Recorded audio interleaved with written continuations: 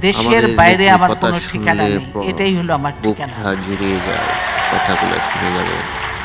এই দেশ, এই দেশের মাটি মানুষই আমার সব কিছু, কাজে আমি দেশের বাইরে যাব না। বেগম খালেদা জিয়া হচ্ছেন একটা প্যারালাল বাংলাদেশ। বাংলাদেশ ভালো আছে কিনা এটা আপনি বেগম খালেদা জিয়ার দিকে তাকালে দেখবেন।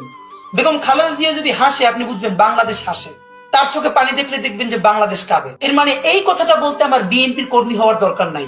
বের করে দেন দরজা ভেঙে, আমার বেডরুমের দরজা ভেঙে রীতিমাত্র ট্রেনিং হিচড়ে তারা বের করেছে।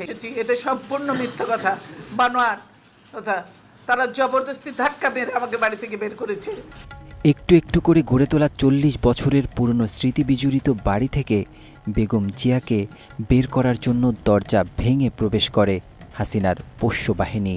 তারপর বাড়ির আসবাবপত্র ভাঙা থেকে শুরু করে চালানো হয় নারকীয় তাণ্ডব। আমার পরিবারের সদস্যদের গায়ে হাত তুলতেও তারা দ্বিধাবোধ করেনি।